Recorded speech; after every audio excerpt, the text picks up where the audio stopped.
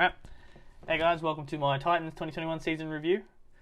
Yeah, again, not really much to say at the start here, but yeah, let's just jump straight into it.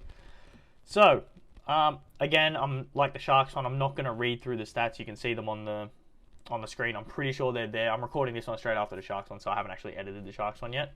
But yeah, I think the stats will be right there. They should be on that side because I think the screen gets flipped. But anyway, it doesn't matter. It's either there or there. Yeah, so you can read the stats. Overall, a very, I don't want to say average because it wasn't average, but, a very, good season. Like, in every single stat, they were above average, not above average, sorry, but, like, above the opposing stat, I guess you could say. Like, so meters for, 17-22, meters against, 16-21. Most games where you run more meters than you concede meters, you win, right? And that's what they did. Same with tries, obviously. 104 scored, 102 conceded. Obviously, if you score more tries, you're more likely to win. So, right? So yeah, a very, just, it sounds weird to say, but just a very, standard, well played season. Nothing too spectacular, nothing crazy, apart from the final game, that final, which we'll talk about later. Nothing crazy, nothing super spectacular or anything like that, just a well done season where, they won the games they needed to win, that they should have won, and then, they lost the games that they, probably would have been expected to lose. So, expected season. Good season, but yeah, I guess, expected based on those stats. Alright. So we'll just jump straight into the individuals. Obviously, we start with the coach, Justin Holbrook. I think he's a very good coach. I think what he's done with the Titans so far is phenomenal.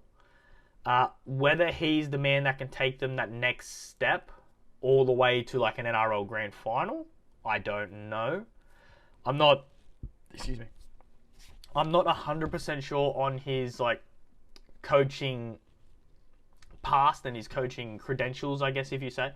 I'm pretty sure he coached in the Super League where he won a Super League with St. Helens or something like that, I think. Alright, so if that is true and if I am thinking of the right person, then, he definitely could be the guy to take them to a final. Will it happen next year? No. Not a chance in hell, I don't think. I think they have recruited well and they've done a good job, but they've also lost some important players, so I don't think they'll be winning it next season.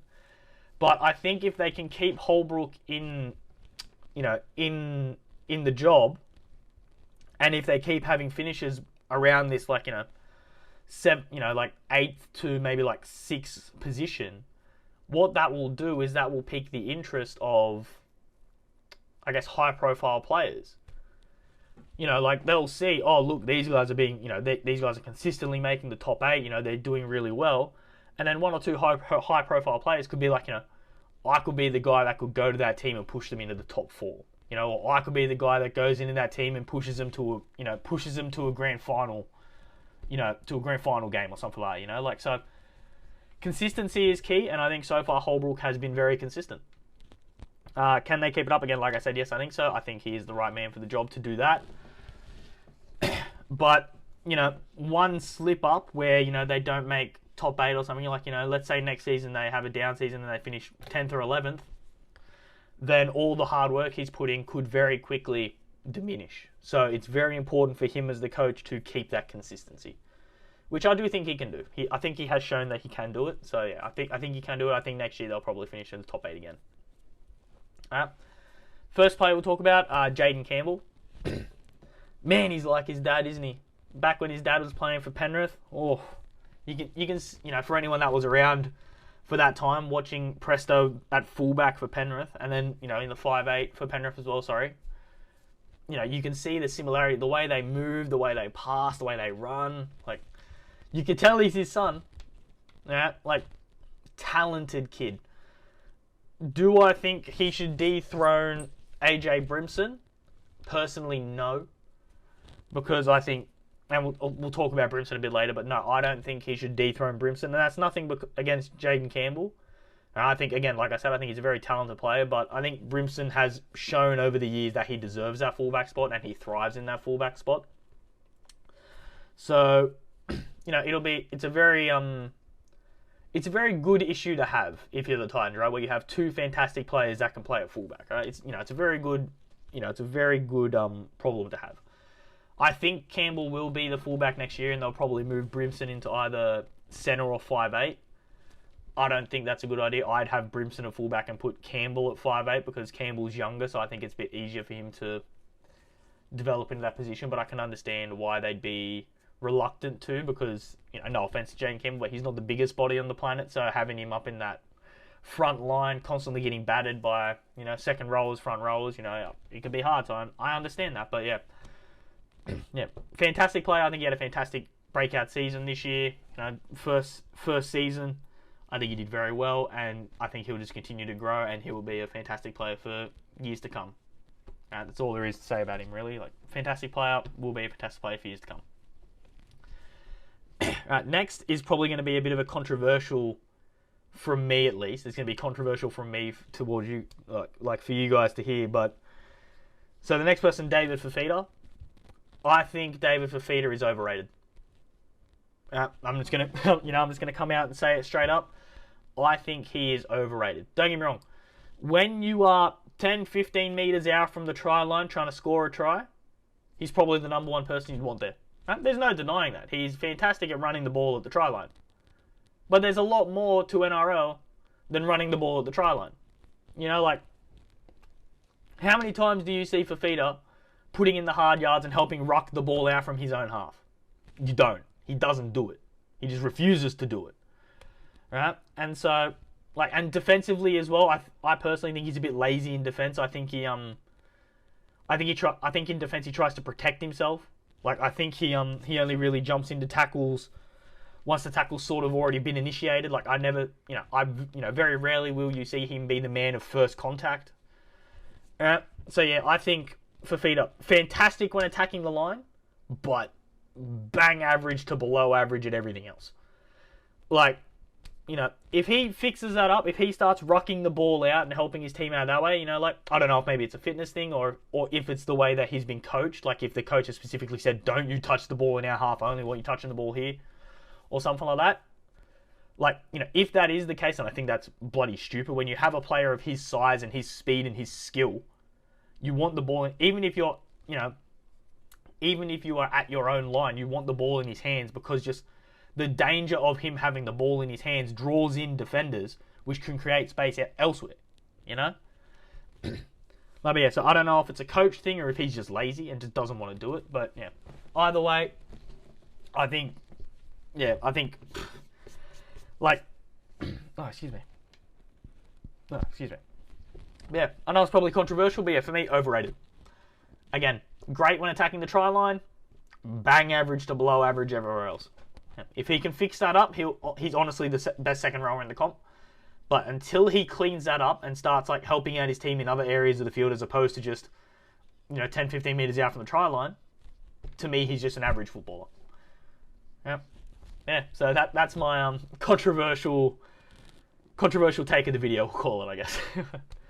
Alright. Next is Kevin Proctor.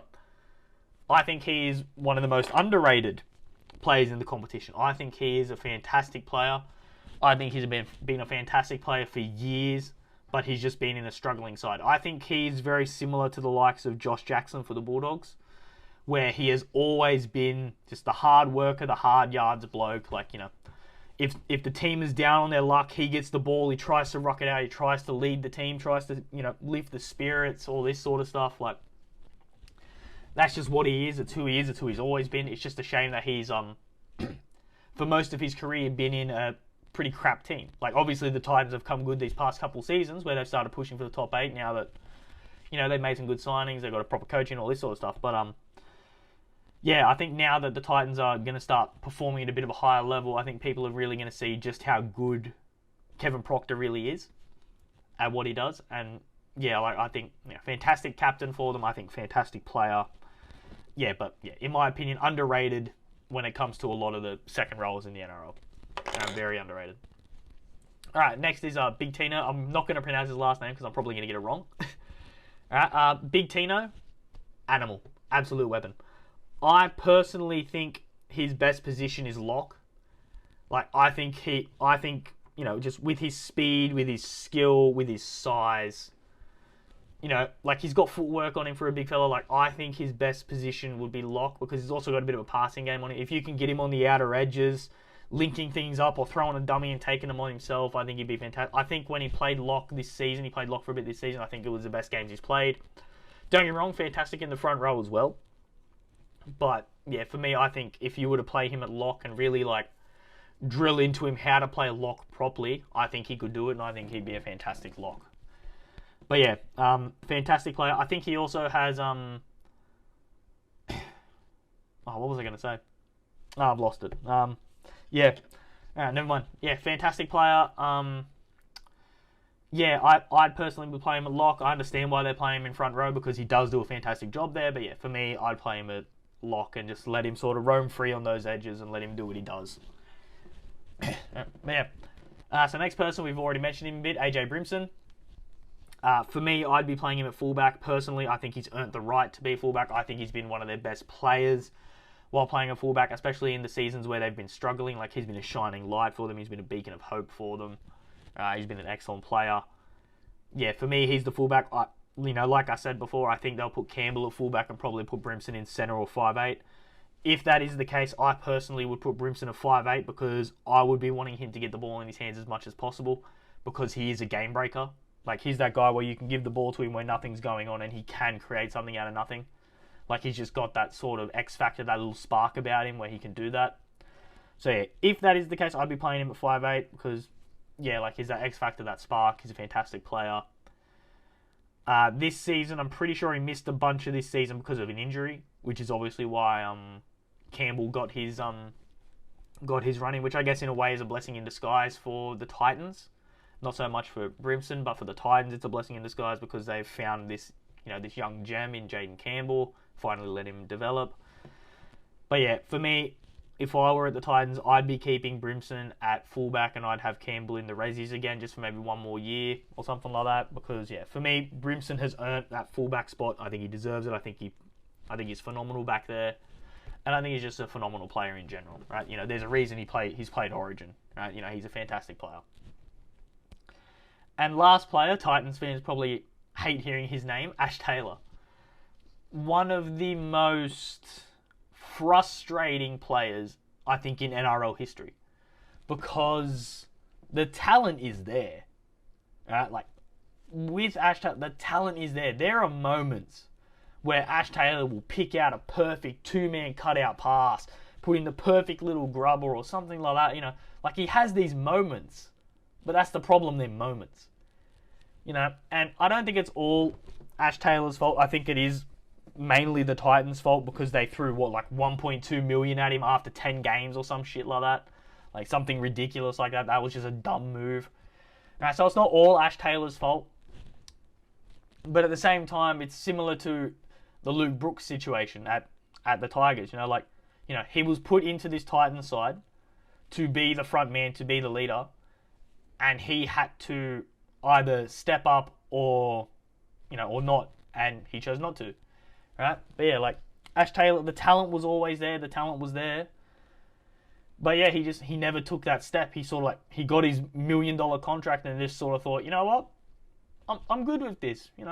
I'm getting my money no matter what. I don't really have to try anymore. So it sort of felt like that's where he went with his career. But yeah, which is a real shame because he did show ability, and he has that ability. But yeah, yeah, probably one of the most frustrating players in the NRL, especially for Titans fans, right? Because yeah, I think he was the first $1 million man or something like that, and he was a letdown. Again, I think that's the Titans' fault. Offering him 1.2 million after the 10, 15 games, whatever it was he played, was just idiotic. It was just stupid. So you can't blame Ash Taylor for that, but what you can blame him for is being lazy. You can blame him for not putting the effort in. You can blame him for not trying as hard as he should have in times, at moments. Right? There were moments this season where you could see he was playing for a contract, and he would pull out fantastic moments, fantastic game situations, right? But the problem, again, that was the thing. There were moments. They need to be full games, full seasons, not just moments. So Ash Taylor's got a run-on contract with the Warriors or something like that. I think it is. I can't remember who it is off the top of my head. I doubt he'll get a contract there. This is sort of just his last last ditch hope to play in the NRL. I don't think he'll ever play in the NRL again. I think everyone's looked at him and said, look, no. Like, he would need to go to a very specific team to sort of rebuild himself. And the only team for me that could do that to him is the Storm. And I don't think, the Storm would never take him. They wouldn't touch him with a 10-foot pole, in my opinion. So, yeah, I think it's probably the last we'll see of Ash Taylor as a starting player in the NRL. Like, I think he'll still come like off the bench for someone or something like that, or he'll be a resi for someone. But, yeah, I think it's his last season as a proper first-team player in the NRL. Yep. So, overall thoughts on the season. I thought they would finish 10th to 12th, so they actually did a lot better than I expected. They finished 8th, 7th? 8th. Right, they made the top 8. I thought they wouldn't. I thought they'd be in that 10th to 12th spot, so, made top 8. Really good. They played really well all season. That finals moment. Who was it? It was Herbert, I think it was.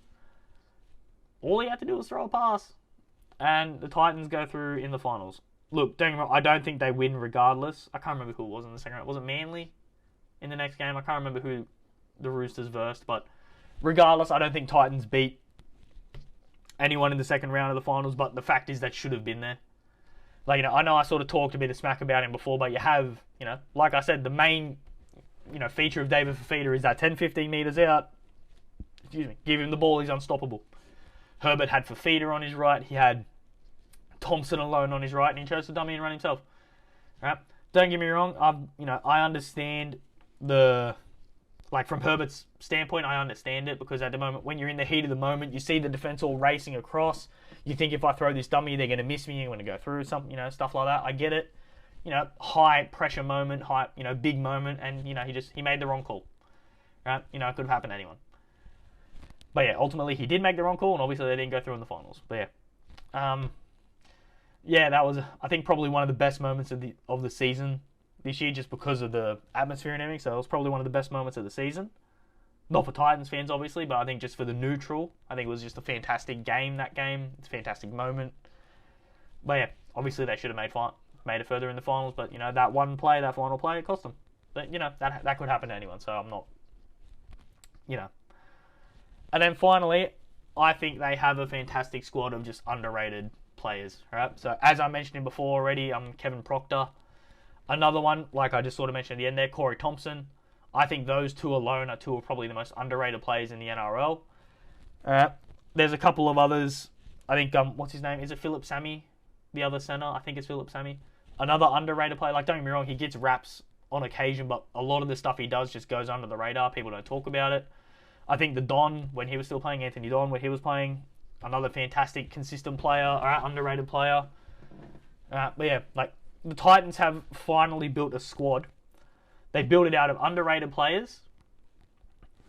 And, it shows, these underrated players, they do their job, they do it well, they play hard, they work harder for each other. And it showed. That's why they made the top 8 this year. And I think with Holbrook at the helm, I think they will continue going in this path with the underrated players sort of pushing them forward. But I do think they need that one or two sort of big marquee signing, if you will, to really push them into that serious finals competitors bracket. But yeah, that's my Titans season review. Like all these reviews, guys, if there's anything you think I should add, take away, please let me know. I'd love to do it. I love talking footy. I'll add whatever, remove whatever. Yeah. Yeah, I guess that's it. So with that one, guys, yeah, take it easy and yeah, have a good one.